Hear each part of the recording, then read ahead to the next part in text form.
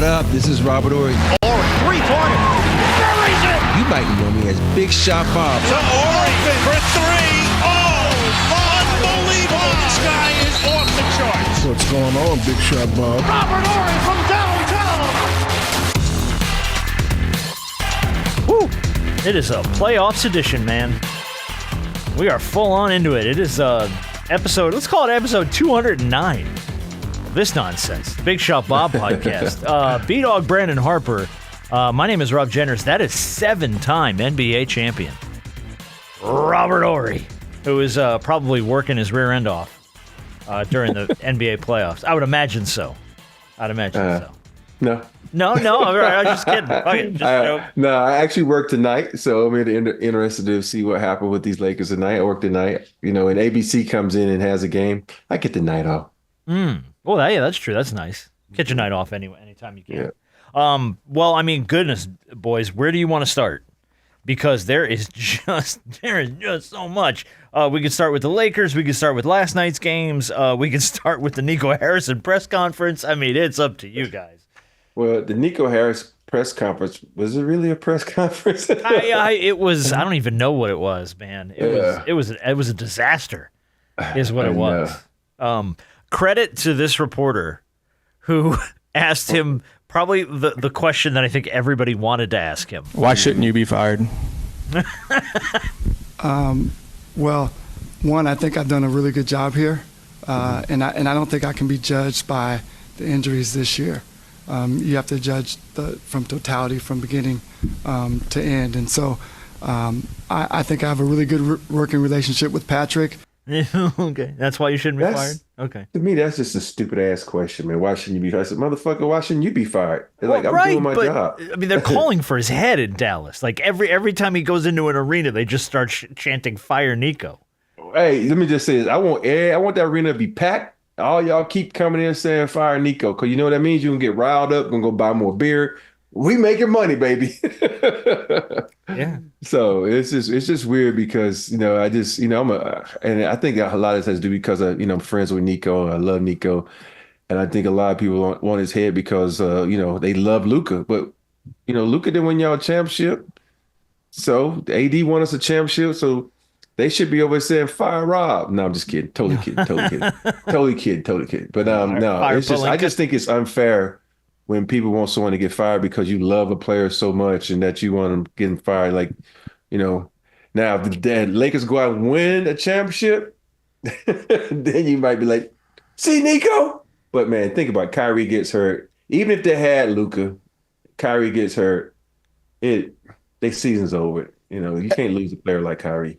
But I also think, and far be it from me to want anybody to get fired either, but we all at some point get hired to get fired. So, I mean, that's just the way that it works. It's not even just about the title, about winning a title, this year or whatever. It is about the fact that, and I'm not fully blaming Nico because I'm pretty sure that this was above him. This was a decision. You don't make a decision like this unless ownership is involved, and ownership has the last say. So, but the fact that he's 25 years old, all that he's accomplished, barely in his prime, and you have a lot to look forward. You have a lot to look forward to as a Laker fan to what you could possibly build with him and build around him. And on the flip side with Dallas, Kyrie gets hurt. Like it's the worst possible thing that could have happened. Kyrie gets hurt, and somehow AD gets hurt. Mm-hmm. Well, not somehow. AD get hurt all the time. I love him, but it is what it is. So you have two guys who are really injury prone getting hurt in the same season. And it's kind of like, this is almost what you have to look forward to from the standpoint of Lakers fans know how this goes with AD.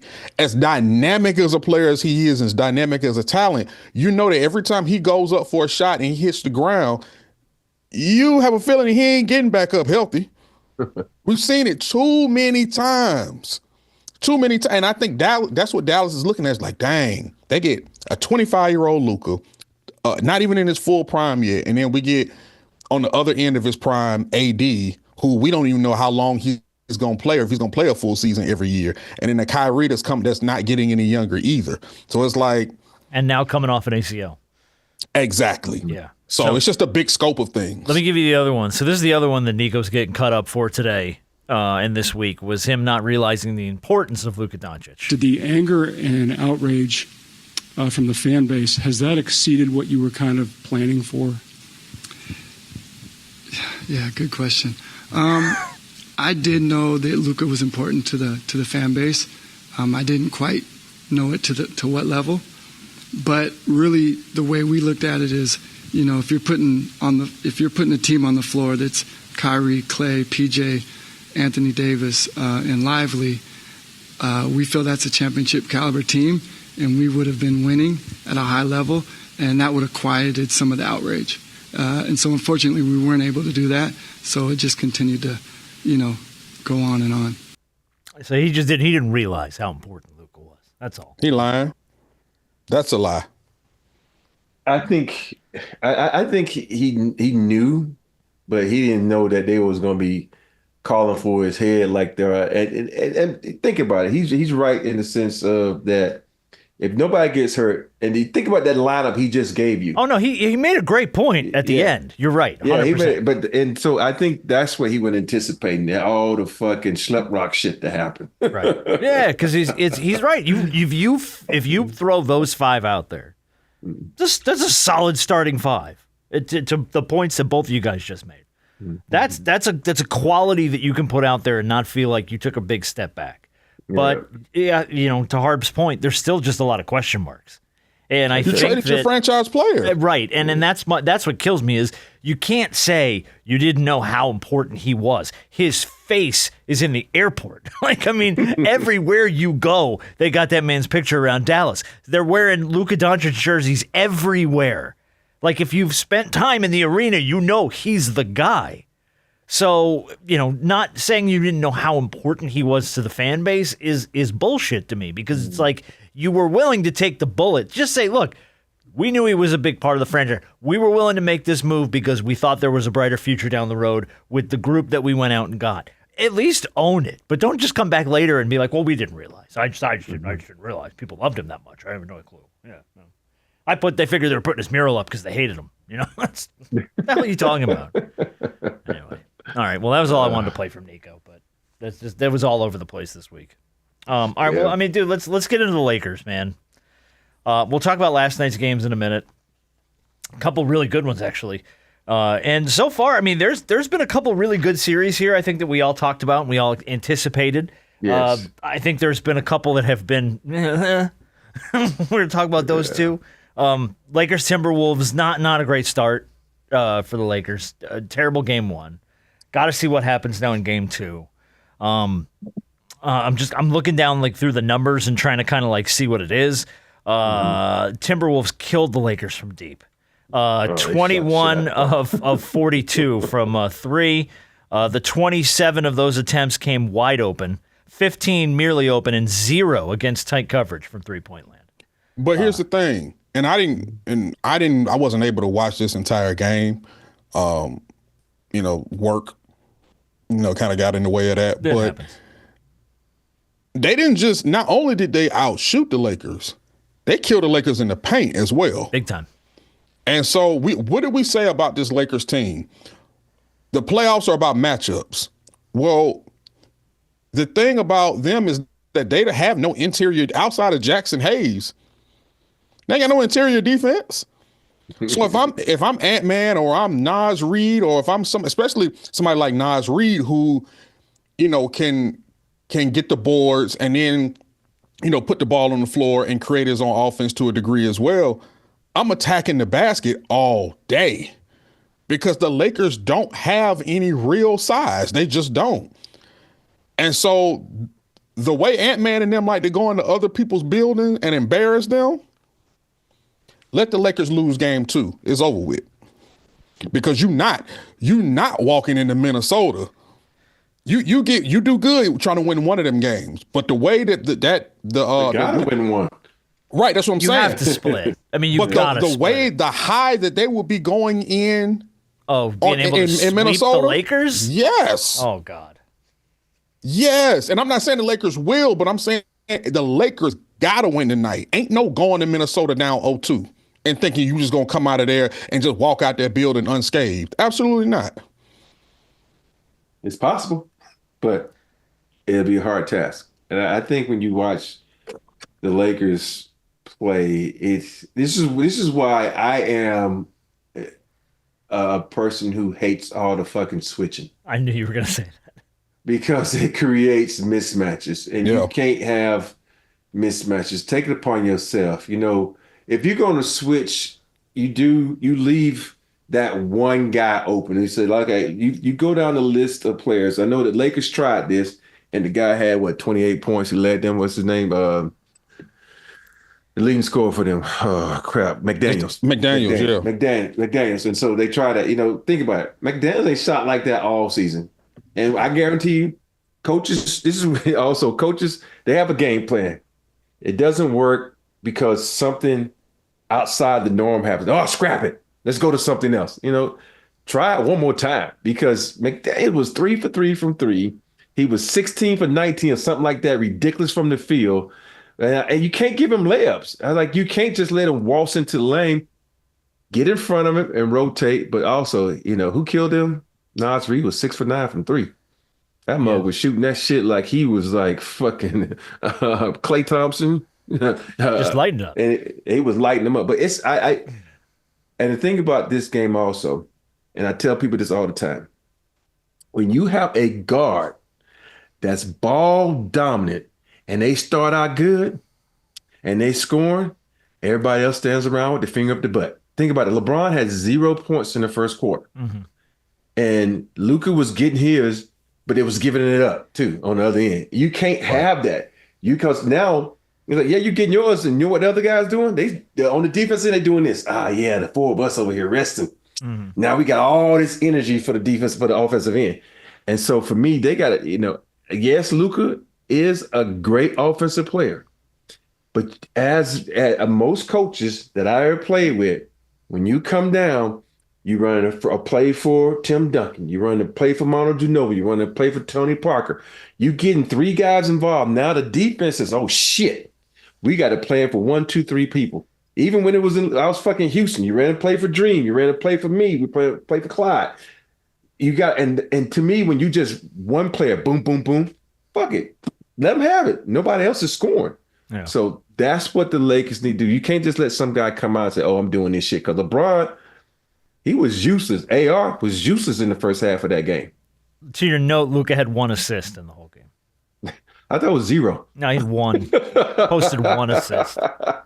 So it's like, but I mean, you're right. I mean, you have to be able to, but you got to have the wherewithal if you're Luka Doncic to know, if I'm getting mine and I'm eating, then I got to move this basketball a little bit, because everybody's going to close in on me. The defense is going to close in on me. And if I can't move the ball, then shit, it's just going to collapse around them. Let me give you a couple numbers here for the importance of Game 2. Like Harper said, you don't want to just go in down 0-2, but only 7.4% of teams in NBA history have come back from 0-2. That's a bad number. You don't want that. You were one of them. But still, under 10% of teams is not a number you want to be on.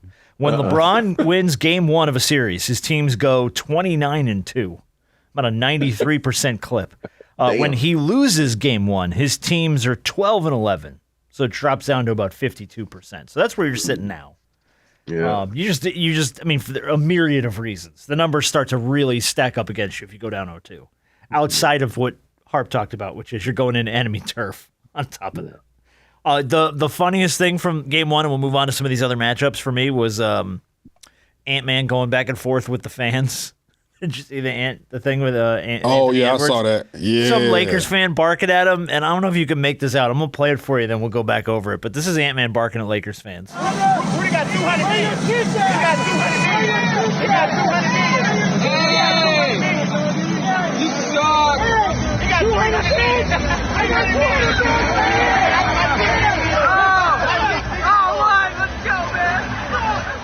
So he's defending Gobert, and he keeps telling him, Rudy got 200 million. Rudy got 200 million. He says it like 3 times. And then Rudy looks at him and goes, 3. And he's like, no, sorry, Rudy got 300 million. 300 million. And then when the fan starts yelling at him again, he goes, my dick's bigger than yours. And he runs off.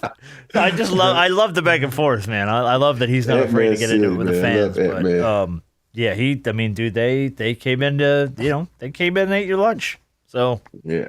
we'll see what they got tonight. Hey, They came in mad. And that's what you have to do. Anytime you're in the series, you came in mad. The Lakers came in content. So you can't do that. Mm-hmm. Big time. Speaking of postseason performances that it almost feels like we knew this was going to happen. Playoff Steph Curry has arrived. Yes, he has. Holy crap. I mean, just when you think you've seen enough out of him in the postseason, you're like, hey, he's probably winding down to the end of his career. He shows up and he just does what he did the other night against Houston. Warriors take game 1 of that series. Rockets had 17 turnovers. And that's like the story of the game right there for them. They dominated the glass. They had 22 offensive boards, and it didn't matter. Golden State just laid it on them. Sengun was really good for them, 26 points, 9 boards. But the circus shot that Steph threw up from the corner, that weird one where he was like falling out of bounds, and he I think it was over Green. He like hucked it up, and it seemed to like go straight up in the air, and it came down. Kevin Harlan had the best call on that one. Moody will drive. Sengun will defend. Curry's got it. He and Butler, as I said, 18 apiece. He'll dance. He'll throw up a shot. Oh, are you kidding me? Geometrically, that should not have happened. Wow, what a shot. Have a look at this. Geometrically, that should not have happened. What a great analysis from Kevin Harlan. I know. But yeah, dude, Hey. I mean, Steph Curry. My goodness. Hey, Jimmy Butler, too.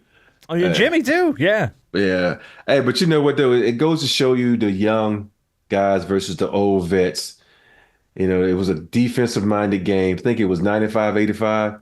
Jalen Green was nowhere to be found. You know, it's like, and to tell people, there are teams that are built for the regular season. There's a team that's built for the playoffs. And with the addition of the Butler, the Golden State Warriors are built for the playoffs. So everybody in their path better watch out. Yeah, they're young. I think that's what comes along with youth. And when you hadn't been in this situation and going up against a team that has been battle tested through and through in every way possible, that starts to rear its ugly head, because now, as much young talent as the Rockets have, you can't teach experience. You can't teach experience. So, and that's what the Golden State Warriors have a ton of. So they know how to operate when they start getting their backs against the wall in certain situations, and the Rockets just don't know that yet. Now, I'm not saying that the Rockets can't get a game out of this series, because I'm the one who thought that this series could be, much more competitive than what people thought. They're the 2 seed. I mean, you're like, you got to look for more than that, No, it ain't happening. Getting out of the series with a win should not be the story about the 2 seed. Hey, the Rockets be lucky to win one game, man. And I want them to win this series. It's good for the city of Houston, but they ain't gonna win one game, man. You think they get swept clean? I think they get swept. Wow. Yeah. To your point about young, youth and inexperience, Van Vliet and Jalen Green went 7 for 34 shooting, 2 for 17 from 3. Just couldn't find it. And plus, the media has put this game at the Rockets at a disadvantage. How so? Because the game is played at 8:30. And so that's really 8:30 Houston time, 9:30 Eastern. That's 6:30. So them dudes are sleepy. They go to bed at 11 o'clock. Come on. They still playing. Stop it. They ain't got no fans. Just stop it. Come on with that. Ridiculous. Come on now. Absolutely ridiculous. Tweet of the week here for me. Sorry, hang on a second. Tweet of the week here for me was from Mad Max. Oh, shit. I know the Rockets fans are still trying to get over this Game 1 loss, but rest assured things could be worse. Imagine being a Jazz fan, sitting at home with no internet, no teeth, and no electricity. Boy, he just won't let up on the Jazz. He used the Rockets loss to take a shot at the Jazz. God bless him. God bless him. All right, more series to get to. One more thing, and then we're going to get to last night's games. Thunder Grizzlies. See, is it really much to say? I mean, they lost by 51 points. I got something I got to say. Sunday was Easter. And for those who celebrate, we celebrate the resurrection of Jesus Christ. Jesus rose on the third day, and the Grizzlies got buried on the third day. Sorry, I had to give you the gospel piano for this. There should be no reason on any day, but especially on the day of the Lord, which is Resurrection Sunday, that you should lace up your shoes, touch an NBA hardwood floor, playoff hardwood floor at that. Bring it home now. And get dug a grave 6 feet deep, 8 feet deep, however you want, because Jesus was buried in the tomb, but he left the tomb. The tomb was empty. And then somehow, some way, they quietly place you down in that 6-foot grave, and then they put all the dirt over you, and you get buried by 50 plus points on a Sunday, on Resurrection Sunday. The whole series is over. Call it. Everybody go home. Amen, amen, and amen. Love it. Well, That's all I got to say. on national television, yeah, they got beat down. Beat down to the ground. That they did. So beat down, they didn't want to get up. And this day was the day you supposed to rise up. And they didn't rise up. It did not They happen. stayed down. Preach, by the Lord. Preach, by the Lord. I'm going to bring you, and I don't agree with a whole lot of what Stephen A. Smith says, but this one rang true for me. Here's what I'm not going to veer attention away from. You lost by 51. Y'all down 50 and you on the bench laughing? Nah, I don't want to see that. You know what I'm saying? You want to see somebody ticked off, especially if you're a fan, because you're emotionally invested. And at that particular moment, it gives you questions. It provides a question mark for you as to whether or not that cat's invested. You got vacation plans already? Because let me tell you something, that ass kicking that Oklahoma City gave to you, all right, it doesn't show any signs of letting up. They may not beat you by 50, but it is not beyond the realm of comprehension that they could smoke you by 20 or 30 the rest of the way if y'all don't get y'all act together. You do not want to see the superstar for your team on the bench losing by 50 with a smile on his face. Yeah, they cut to John Moran a few times. He was giggling. And I don't think Stephen A. has ever heard the saying that sometimes you got to laugh to keep from crying. It's true. That doesn't happen. I agree. I agree with him though wholeheartedly. You can frame this up however you want. I agree with him. If you're losing by 50, you should look like your dog just died, because you should not be over there cutting it up and giggling. I'm sorry, man. There's no way in hell you over there smiling, you skinning and grinning, unless you up 50. I don't give a damn. Even that then, goes to show you what type of leadership, what type of character. I ain't trying to call it character of an organization. I ain't gonna point out the players, because it all boils down to who you put at the helm of that team. Who do you allow to say, hey, we don't do that shit here? If you want to be professional, this is how you be professional. And I just don't think that the Grizzlies, think about it, that team got a lot of fucking talent. And there's no way you let someone sit over there skin and grin. And if you're the leader of that team and you see someone laughing, Joe, you go down there and you sit next to them and say, yo, man, what the fuck you laughing about? Look at the scoreboard. You think that shit's something to skin and grin about? Mm-hmm. And so you gotta have somebody on that team to say that. But if you look at that team, tell me what veteran on that team got the balls to even say something like that. Nobody, right? It is, but it's supposed to be his team. Isn't that sort of the idea? Now, I know he's been in and out of the lineup and suspended and all this other shit, but isn't he supposed to be kind of the face of that franchise? Yeah. Okay. And he's the one doing it. So it's like, I think people are going to follow that lead probably more than anybody else on, Sometimes the face of your team ain't the leader of the team. That's true. So. That's true. But anyway, all right, we can move off of that. But and then you get smoked, and SGA had his lowest scoring output of the year, and you get smoked by 50? Yo, you get destroyed. I mean, it wasn't even close. It was they were up by like 30 at like halfway through the second quarter or something. And it was a never look back. I mean, every time you looked at the score, they were up 40, they were up 45, they were up 50. It was like, oh, God. That's speaking of a team that may not win a game. Memphis may not win a game. May not win one. All right, well, let's go to the last night's games. I'll tell you what, I enjoyed the hell out of going back this morning and watching all the clips from the Nuggets-Clippers game last night. Oh, but that was a good game. Dude, because I didn't get to stay up. It was too damn late, but I went back this morning, and it was a slugfest. Back and forth and back and forth. And I got to tell you what, man, Kawhi Leonard, it is nice to see Kawhi Leonard looking like Kawhi Leonard again, because he was, every time you turned around last night, I think he had 39 points or something last night, and he was all over the place. Every big shot, every time they turned around, they needed something in the clutch in the fourth quarter, he's pulling up from behind the line, he's pulling up from the field, and man, just a hell of a performance from him. And, you know, the Clippers got it done. They got that game back after losing game one. So yeah, that a little chippy. Yeah, and I mean, game one went to overtime, so it wasn't like it. I think the Clippers win this series because technically the Clippers should have won game one.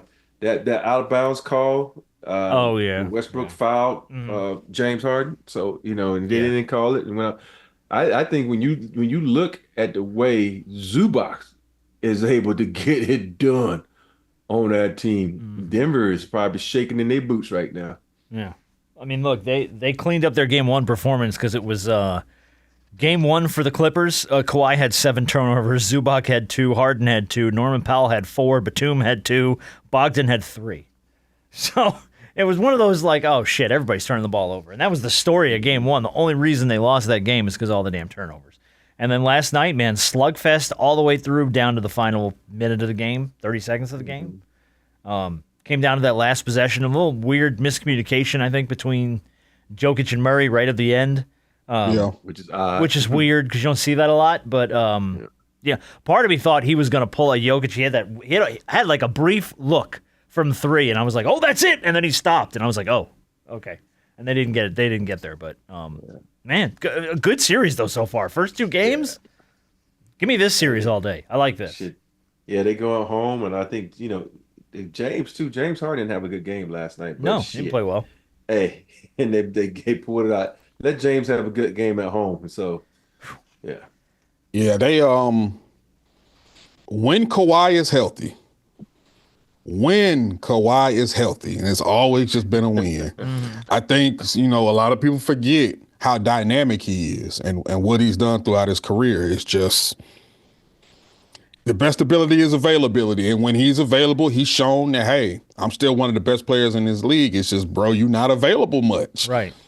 Or you only want to be available when the postseason come around. He's like a late season trade almost, because it's like he's not there all year. Then all of a sudden, here comes the postseason. He's looking healthy. He looks like he's feeling good, and he shows up. Yeah. So, yeah, dude. I don't know. I love it. I like the series. All right, Rob. You think the Clippers win this one? I think the Clippers win this one. Okay. I just think all the turmoil that Denver got going on with a coaching change and their bench is not that good. That's no disrespect to Westbrook. I think he had a hell of a game one. Yeah, had a great game. Yeah. I think Braun is trying to, what's his name? Brown, whatever his name is. Yeah. I think they was expecting him to do more, and I think he's reached his echelon of talent, and so I don't think he's going in. There's no upper echelon for him. He's at his level now. He ain't going. Yeah, this is it. You've outkicked your coverage, as they say. Yeah. It's just funny to hear you pick the Clippers. I didn't expect because it's because Kawhi. The way Kawhi's been playing this last month, he's been on a tear, averaging like 22 points a game, playing back to backs. He's feeling good. He's looking good. Can you get him and Harden in the same game? Because it seems like he'll have a game and Harden will take a step back, and then Harden has a game and he's not really there. I think so. Just because if Harden's not on, you still got Norman Powell. The way Zubac is playing right now, it's just. They're a scary team, man. The only thing that hurts them is when you go to that bench, it's like, okay, what's on that bench? And dude, stop turning the ball over. That's my thing. Yeah, just stop turning the ball over. But it caused Denver to have a lot of turnovers. I think Jokic had like 7 turnovers in that game. Yeah, I think he always had a quad double. Yeah. Let's rack that one up. Let's put that in the stats column. Speaking of last night, by the way, Knicks Pistons. That's a good series. That's another good series. It's another one where I was like, Detroit's guy thought for the same time, Detroit's got to answer in game 2. And they did. They got back. Cade had a kind of an off night the first night. I mean, he still put up 21 and 12 and 6 rebounds, or 21 and 12 assists, 6 rebounds, but he had 6 turnovers. And then last night, like I said, they fought back. He put up 33 points, 12 boards. Schroeder had the tie-breaking shot with 55 seconds left for Detroit, and they got back. They got a win. They got to New York with a W. Now they get to go home and see what they could do in the homeland of Detroit. I'm a huge Cade Cunningham fan. I watch the play. The only thing that makes me mad at him is he's so damn lackadaisical with the ball sometimes. When you play on a team that's gritty and grimy as the Knicks, they're going to bump you. And he's losing the ball, looking at the refs like, yo, man, this is the playoffs, dude. And that goes to that inexperience. I think he learned from game one, because in game one, I was like, what the hell are you doing, dude? He trying to split coverage and like you playing against the elementary kids. No, these dudes are great defenders with the Knicks. So I really like that. I really like this team. I think, I think they might upset the Knicks, because I'm not, I think when you look at the Knicks and you look at Jalen Brunson, him and Luka are the same people. When they scoring a lot, the other guys don't do much. And then next thing you know, you're depending on him. Like, okay, we shut him down. Next thing you throw to another dude. Oh shit, you want me to shoot now? So yeah, when you got a guy like Cat and you just use Cat, man. Brunson, you can get your buckets anytime. You got to get Cat involved. Cat, get your big ass down on the block. Go to work, get some easy ones before you start shooting threes. So I think this could be a really, really. Yeah. This would be one of the more interesting series, because obviously this is a place that Detroit hadn't been in quite some time. So I think the fact that they were able to swing home court advantage back into their favor, get one in the Garden, and now you go back to Detroit for the next two. Mm-hmm. Oh, I think you're gonna see that building. That building going to be lit up. Yeah, because it's been a very long time since they've been able to experience playoff basketball. And to see their team, Detroit basketball, so to be able to see them experience this, and to see a lot of their young talent, and see JB Bickerstaff really turn this thing around and get their talent to playing up to where they need to in order to be able to compete, that arena is going to look something different come game 3 and game 4. Hey, did Cameron Payne get hurt in the game? Because when I started watching the game, he didn't play in the second half. I don't know. I didn't. I'm not sure. But it goes to show you that I'm like, he had a great game 1, right? Yeah. Helped them win that game. Yeah. And then you can't get on the fucking floor in game 2? Boy. I don't know. Damn, Tibbs, what you doing over there, homie? You know how Tibbs do? You go kill your damn Tibbs team. throws his guys out and they run. That's it, man. But that's what he does. It's always been his MO. What did we say? What did we say? What they say about Tibbs? We said that about Tibbs ever since he coached Derrick Rose. Run them boys to death, man. Yeah. It is what it is. He in the playoffs, he gonna run you to there ain't no more cartilage in them knees. So that's the way he does things, and to his detriment. It's to his detriment a lot of times, and a lot of his players have said it. So he's never shown the ability to change his ways. A lot of coaches here's don't. the thing. As a player, you got to know your body. I'm like this sometimes, like, yo, come get me. I need a sub right now so I can be effective in the fourth quarter. Yeah. So I don't think there's any shame in that, right? Look, man, just sit me for 5 minutes. Let me catch my legs, and we'll try this again in a few. The Pistons, for what it's worth, broke the NBA record 15-game postseason losing streak last night. So they had the postseason losing streak record, and they broke it last night with that W. So, and then the other series that are going on here, man, we got Pacers-Bucks. Pacers won by 19 in game 1, which I didn't anticipate. Bucks look like they might be getting Dame back, though. Yeah, for game 2. Looks like he's cleared. I don't know if he's going to play. Is he going to play game 2? Oh, yeah, he's going to play. After the shit talking they did to him after game 1, with him on the bench and get ready to go at them guys, shit, he like, fuck this, I'm out there. Send me out. Send me out. I got the Bucks winning game 2. Bucks never really got within about 10 points of the lead in game 1, too. Pacers got out quick, and then that was it. Siakam and Turner, both huge in that game. I figure with Dame, though, you're probably going to get a more balanced game 2, depending upon what he looks like. So yeah, we'll see how that one shakes out. Celtics Magic. I think we kind of all sort of figured this was going to happen. Celtics just overwhelmed them in game 1. Derek White. The Magic started off decent. They did. I think weren't they up at the half?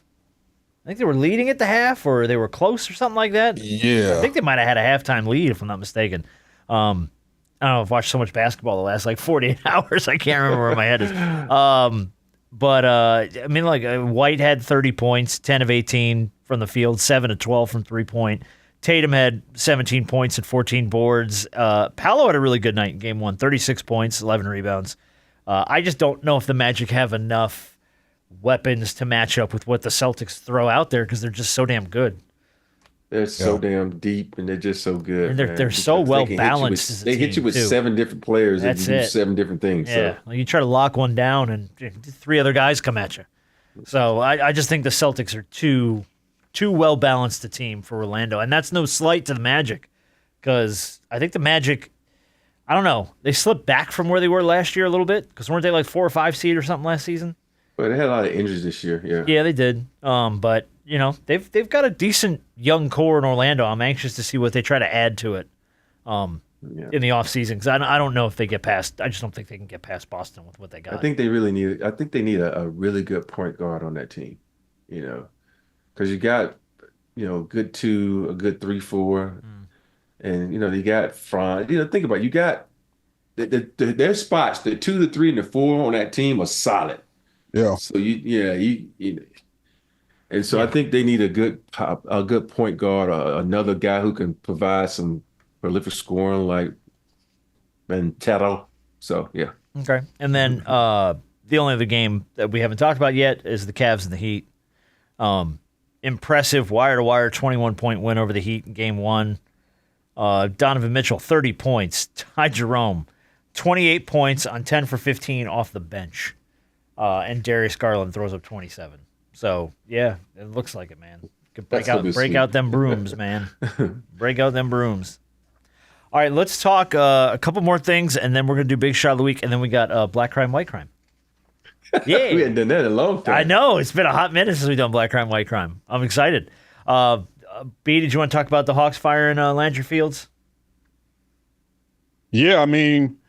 just as the Hawks guy, if you will. You're probably closer to this than any of us. I'm not surprised, which is why a season ago they hired Onsi Salah, who was with the Golden State Warriors organization.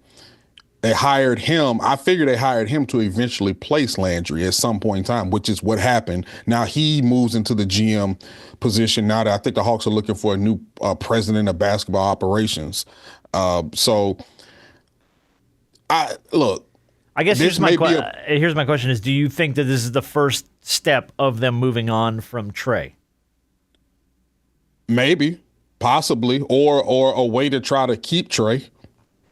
I know they're still going to have a conversation with him. I don't know what's going through Trey's mind, and I know he's looking at it from the standpoint of like, look, it's another season of them in the play-in and then out, and then they're not actually competing for a chance to come out of the Eastern Conference. So I think this could be a pretty interesting offseason for the Hawks, honestly. Because Clint Capella's gone. He's a free agent. He's gone. Trey's got what, one more season, then an option or something? So he has an option. He has an option for next season. Next season, yeah. So this summer they can really, I think, decide if he wants to go. He can just, yeah. Yeah, I think it's for next season. Yeah. Okay. Rob, do you think it's time for Trey to move on from Atlanta? Or Atlanta to move on from Trey, however you want to frame that up? You have to think about the market. And I don't think anybody out there really wants Trey. You think about what team needs Trey. Because Trey, they're going to ask a lot for Trey. And Trey is, he's a great player, but he's not a player that's going to really, move the needle for most people, because he's going to have to be on let's say if he was on a team, I can't even think of one. What about somebody like Orlando? I was going to say, you just said the Magic need a point guard. Yeah, but is he willing though to share the rock with someone with, and don't get me wrong, I think he's excelled at that. Actually, that's the one thing. He led the league in assists. Yeah, he led the league in assists, but when I look at assists, I don't don't take. I'm thinking about take away the lob assist. I'm really weird about that. To me, I'm thinking like assists like a Jason Kidd, a Chris Paul. When you penetrate and kick it to the corner. Yeah, I'm not thinking about the lob assist like that because if you think about it, if you got a good defensive team, we know the East wasn't that good defensively outside of, the two teams at the top. When they come over to help you, you throw it up to the bigs for lobs. So I don't count those and I don't trust those. Like think about Jokic assists. Jokic is penetrating, kicking, finding guys backdoor and all that kind of stuff. He rarely throws lobs. And I know it's a really, really weird way to look at it. But when you deep dive into it, I'm like, okay, what if you're on a team like Orlando? Who's the lob threat on Orlando's team? Nobody. I can't really say nobody. Can't do that. Because name one. I think Wendell Carter Jr. could become a lob threat. You don't think so? I would literally have to look and see what their rosters. But I also But don't get me wrong, he'd be good for that team. But it's just like I would really understand if he, it's going to take him a year to adjust, like Spider. It's take a year to adjust to realize you're not just you're not the only guy on this team that can score. You got very capable scorers over, and you got to learn how to play team basketball. Think about even in college, it was all about him. You get to the Hawks, it's all about him. Are you able to adapt? I always think of Allen Iverson, one of the greatest players ever to play this game. When he left Philly and went to Denver, you would have thought he never played basketball before. He just didn't adapt well where he wasn't the man all the time. That's all I'm saying. So. Okay. Yeah, but I do think outside of the lob assist, and I hear what you're saying when it comes to that, he's created a lot for guys. He's made some really, really good passes in transition, some really good outlet passes. So all of his assists aren't, obviously he's had, Capella, who's not much of an offensive threat. So a lot of that is coming from lobs. But he's really one of the Hawks were the fifth best offensive team in basketball when it came to scoring. And a lot of that had to come from the fact that they like to get out and run.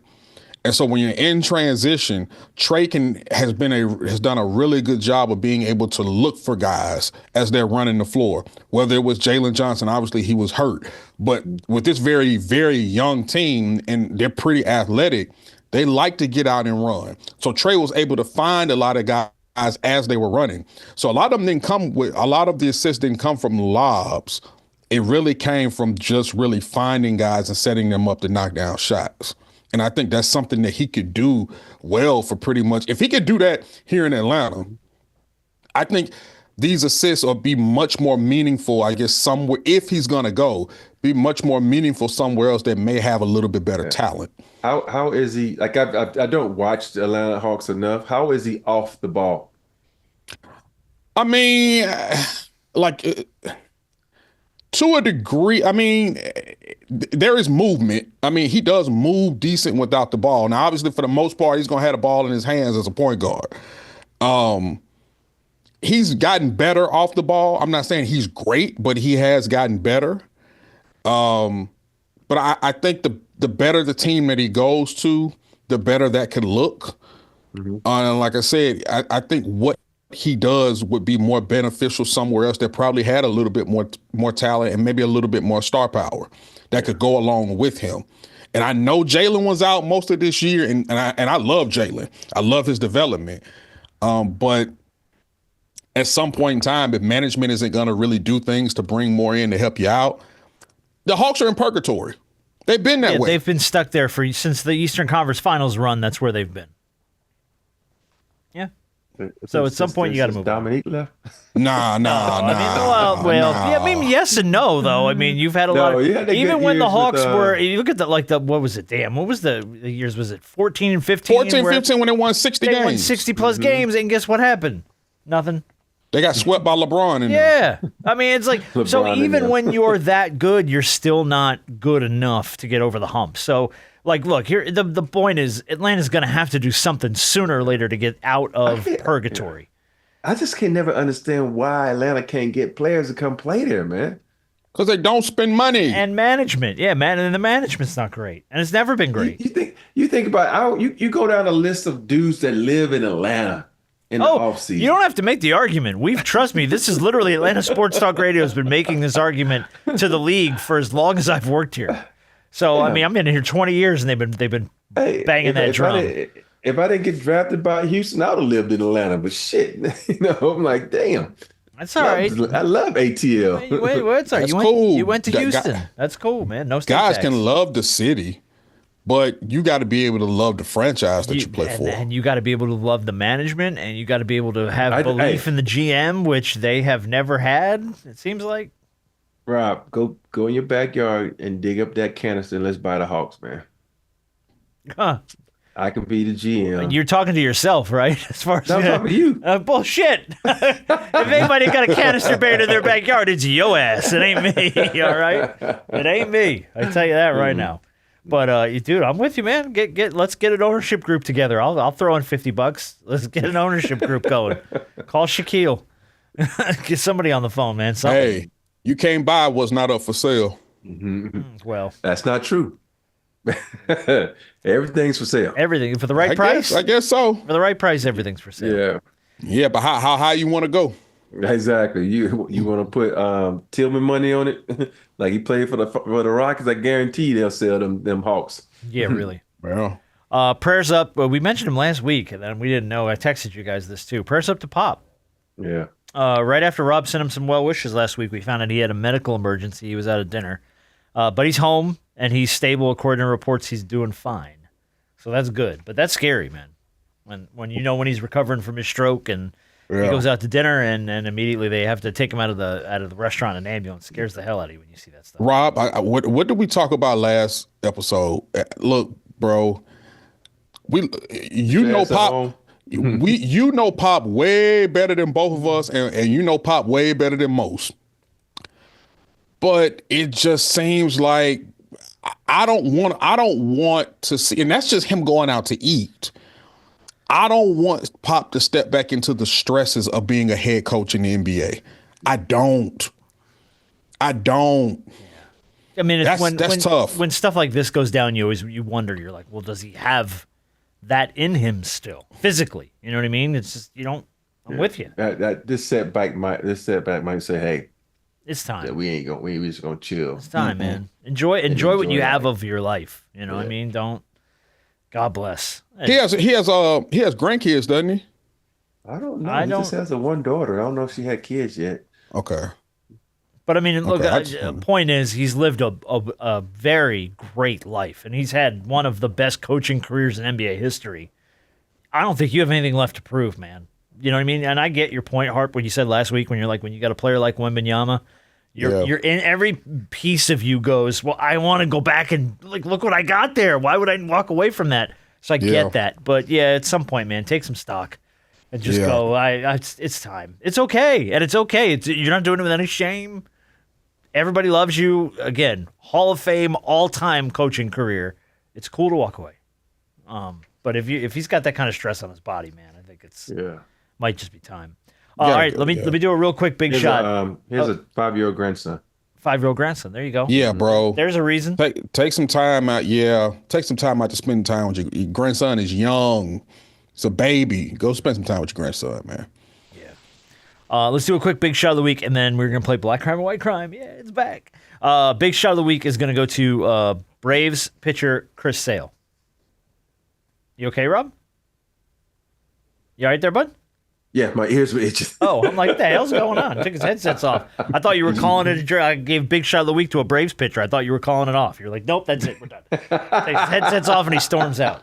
No, Chris Sale was up here at the radio station yesterday, and I got to spend some time with Chris. So this is why I'm giving him big shot of the week. He was here to work with a client, a dude named Ken Nugent, who's a big advertiser here in Atlanta. He's an attorney. He does a lot of stuff with the Braves Network. And Chris came up here. And you never know when you meet an athlete what to expect from them. Like, you just don't know. Like, when we first met Rob, I was like, I think he's an asshole. Turns out he was actually a raging asshole. But we've tamed him, and we've made him, no, I'm kidding, one of the nicest men on the planet. But when we met Chris, I was like, I don't know what to expect. So they were outside filming some stuff out in the Battery before they came up to cut the commercials here in the studio. And a couple of kids saw him and recognized him, came running up and asked if they could get a picture. And Chris goes, you know what? Stay right here. I'll be right back. He runs to his car. He gets his wallet. He comes back. He buys both the kids' Braves jerseys.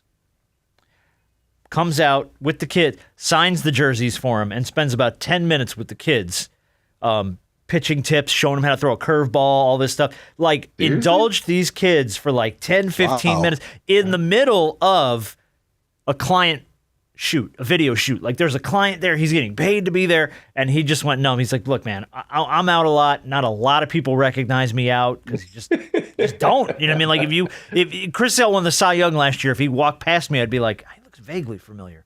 And I work for the team. So those two kids, he's like, I don't get a lot of that. He goes, so when I see two kids come up and they want to spend time with me, I want to spend time with them. So that's dope. It's the little things. And I know, Rob, you do this a lot. I know Shaquille does this a lot. I saw Chris Sale do it yesterday.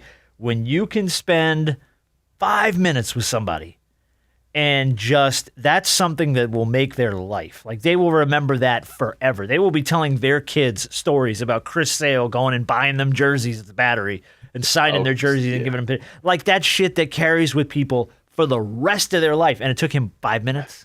You know what I mean? And I've seen you do it. I've seen Shaquille do it. And I think anybody who is blessed to have the careers and the lives that you guys have should learn from people like you guys to do that stuff.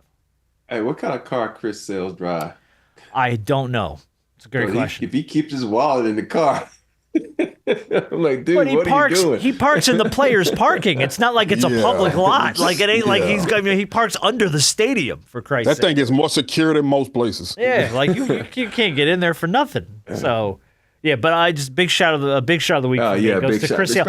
I just thought that was dude, it was awesome. Most dudes be like, man, I got a picture in the car. If that he went to his car, did all that, and bought jerseys, I'd have been in them like, yo, man, hey, I'm Robert Horry. My name, I'm taking these two, charge it to the team. All right, so but he paid for them himself, though. Part two. Yeah, but you got to think about it. Part two of the story. Chris comes back with his wallet, goes to the Braves clubhouse store, presents them with cash. The Braves clubhouse store associate goes, "We don't take cash." And Chris Sale goes, I started here on Saturday night. My name's Chris Sale. I play for the team, and they were like, "Oh my God, sorry. Go ahead, take them, take them." Wait. Well, the clubhouse store doesn't take cash, and all he had was cash. Wow, that happened for real? Yeah, that happened for real. So you're telling me that people in the clubhouse store, he walked in to buy his jerseys, they didn't recognize him. They didn't recognize him? Come on, dog. Oh, but Chris is genuinely. He sounds like a really nice guy. What a nice dude, man. Like all time, we spent about 20 minutes in here, him and I just kind of shooting the shit. And where's he from? Don't know. Great question. We talked about his time in playing in Boston and when he's playing in Chicago. We were just talking about like baseball and stuff, but all-time nice guy. Like all time. Had a smile on his face, said hi to everybody, signed everything anybody asked him for, took 100 pictures. And never complained about any of it. I bet he's from the South. He may be. I don't know. I'm gonna look it up, but I mean, that's all wild. Time nice guy. So they did not recognize him in the clubhouse store. No, because they're like, "Sir, we don't take cash." And he's like, "My name's Chris Sale. I played here. I started here on Saturday night. I stood out there and I pitched." And they were like, "Oh my God, we're so sorry." So my thing is that baffles my mind because I'm sitting here like, was anybody else in that store that recognized him? Somebody had to, right? Somebody had to. Let me see. Where's he from? He's from Lakeland, Florida. That goes to show you why he was happy those kids recognized him. Yeah. People in the store didn't even do it. They worked for the team. Anyway, so Chris Sale, good dude. All right, it is time. It's the return of Black Crime or White Crime. It has been a minute since we've played this, to Rob's point. So I wanted to bring it back. I got 7 stories. You just got to tell me, was the offender African-American or Caucasian? Very simple game. Here we go. Story number 1. A man dressed as Spider-Man allegedly shoplifted $10,000 worth of trading cards from a popular anime shop in Virginia earlier this month. He's accused of breaking into Gaming Giant and taking off with a stack of valuable cards while wearing a Spider-Man costume that covered his face. When they captured this man, was he a black guy or a white guy? I'm going to say white. I say white, but white should be a black guy. But I say white guy because I don't. Spider-Man. I say white. All right. Well, I implore both of you to get acquainted with Miles Morales, who is the Black Spider-Man, because this was Joel Brown, a 20-year-old black man. I told you, I knew it was gonna be a black guy. Tell you. All right. Story number 2. It's probably best after you rob a bank to maybe take off. Maybe not hang out front and count your cash. That's all you got away with. Well, this suspect got arrested not once for doing that, but now twice. So this same guy got arrested for robbing the same bank 5 years ago for doing the same thing. Robbed the bank, sat out front, counted his money. He gets out of jail, gets on parole, robs the same bank, sits out front, counts his money, gets arrested again. Black guy, Better not be a white brother. guy. I'm gonna say. Not be a brother. I'm gonna say black. I'm go white. Oh, Rob's going white guy. This was Michael Gale Nash, arguably one of the whitest names in the game. Yeah, 49-year-old white guy, so that's a point for Rob. Yeah, absolutely. That's a white dude. Just hang. I would say sit here and count my money. Can't be that damn dumb. Just sat here and count my money. See what I made out with. That's all, man. Well, not all of us, but All right. some. Let's move on. Story number 3. A wanted man successfully evaded authorities for almost a year after committing $1 million in fraud.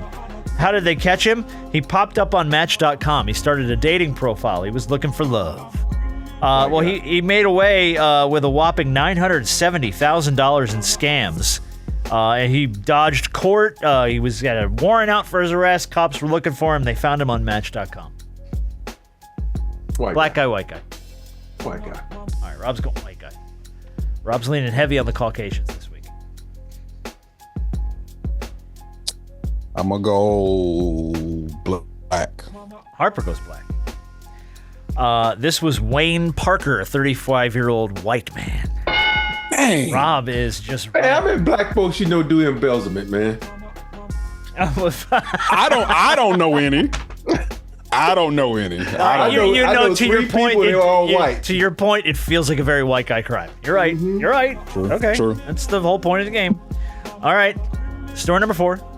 Speaking of bumbling burgers, a home security camera captured the moment when a would-be thief's foot got caught in a fence and he was left dangling upside down outside of a house he was trying to rob. Amazingly, he got free, tried to hop the fence again, got tangled again, and got stuck there, and then that's when they caught him. So he got free, tried to go over the same fence and got caught a second time. This is like the idiot that got caught counting the money in front of the bank twice. Black guy, white guy. That's a brother. Okay.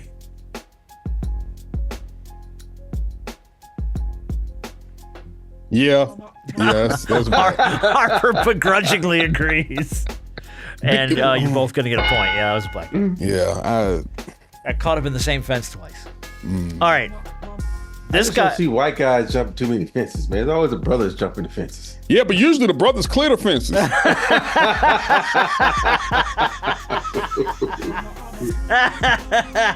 Oh, that's great. That's the line of the day for me. Holy shit. All right. Story number 5.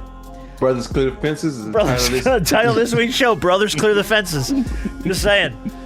All right. I hate porch pirates. I hate them. I think they suck. They as far as criminals go, you guys suck. So it brings my heart joy to know that this guy failed at it because he didn't have his pants pulled up high enough. Home security camera caught him trying to steal off of someone's porch in Colorado Springs, and as he runs off, the pants just slide down his hips. He gets caught up, trips, falls, loses his pants, loses the package. Neighbors come out, and he hops on a motorcycle and he books it out of there. So he was foiled by the fact that he should have bought a belt. Black guy or white guy?